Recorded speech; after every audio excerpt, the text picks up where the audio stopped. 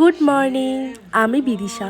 আজ আবারও সকাল সকাল নিয়ে এসেছি একটা সারা দিনের ব্লগ তোমাদের জন্য। আজও সকালটা ঠিক গতকালের মতনই, রোদ ছিল না, একদম মেঘলা একটা ওয়েদার আর ভীষণ হাওয়া। এই হাওয়ার জন্য রোদটা একদমই ছিল না।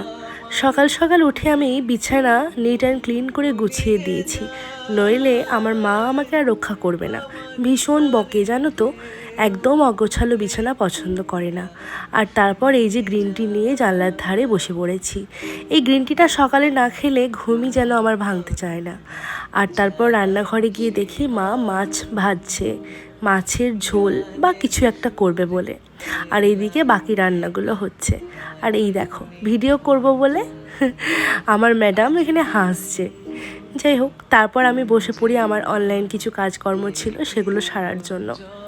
আর তারপরে আমি ব্রেকফাস্টের টেবিলে চলে আসি। ইতিমধ্যে মা, বাপি, বুনু সবাই স্কুলে চলে গেছে। আর তারপর আমি এই যে বাড়ির টুকটাক একটু কাজ করি, এখানে ঘরগুলো একটু ঝাড় দিয়ে দিচ্ছিলাম। আর তারপর বাড়ির টুকটাক কিছু কাজ ছিল, সেগুলো সেরে নিয়ে আমি স্নানে গেছিলাম। এই দুপুরগুলো আমার একা একাই কাটে, কারণ সবাই তো বাইরে চলে যায় কাজে, আর আমি এখনও বেকার, তাই বাড়িতেই থাকি। যাই হোক, স্নান করার পরে নিজেকে খুব বেশি ফ্রেশ মনে হয় এবং খুব ভালো লাগে, সারা দিনের ক্লান্তি দূর হয়ে যায়।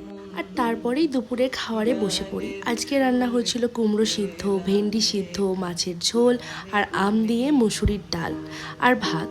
মা সমস্ত কিছু রান্না করে দিয়ে গেছিলো। আজ তো কেউ নেই, তাই আমি একা একাই খেয়েছি। আর তারপর খাওয়া দাওয়ার পর এই যে আমার কিছু শ্যুটের কাজ ছিল, সেগুলোই করছিলাম।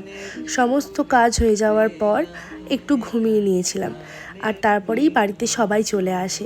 আর ওই যে প্রতিদিনের মতন আবারও চা হয়ে যায়, বাট আজকে চাটা আমি বানাইনি, বানিয়েছিল মা।